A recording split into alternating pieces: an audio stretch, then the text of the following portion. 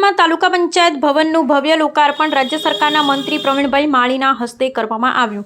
લોકાર્પણ પ્રસંગે મંત્રીએ સ્વચ્છતા, હરિયાળી અને ગામડાના સર્વાંગી વિકાસ પર ખાસ ભાર મૂક્યો।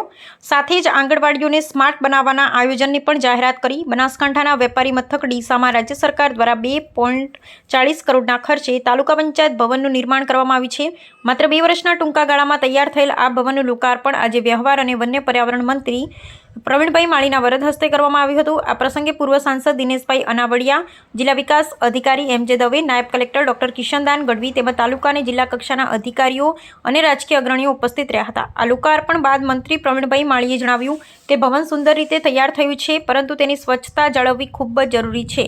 તેમણે પ્રાંગણમાં શેડ બનાવવાને બદલે વધુમાં વધુ વૃક્ષો વાવી સમગ્ર વિસ્તાર હરિયાળો બનાવવાનું પણ આહવાન કર્યું।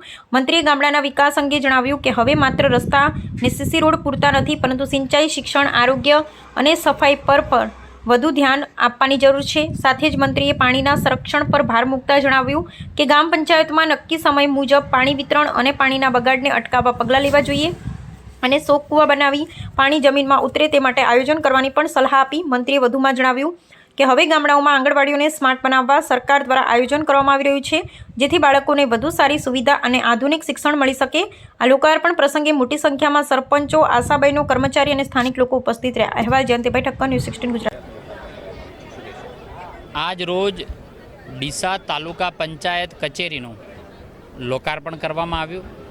તેની અંદર સૌ ડીસા તાલુકાના આગેવાનો, ભાઈઓ બહેનો, ચૂંટાયેલા જે કોઈ સભ્યો હતા તે લોકો અને સાથે તમામ પક્ષમાંથી આવેલા સૌ કાર્યકર્તા મિત્રો અહીં એકત્રિત થઈને આજે લોકાર્પણ કરવામાં આવ્યું છે।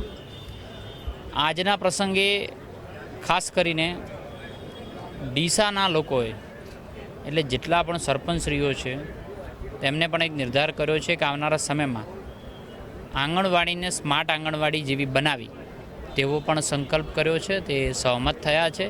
આવનારા સમયની અંદર સ્માર્ટ આંગણવાડી થાય। શિક્ષણ, આરોગ્ય, રમતગમત એના ઉપર ભાર મૂકવા માટે પણ સૌ લોકો ભેગા મળીને નક્કી કરેલું છે।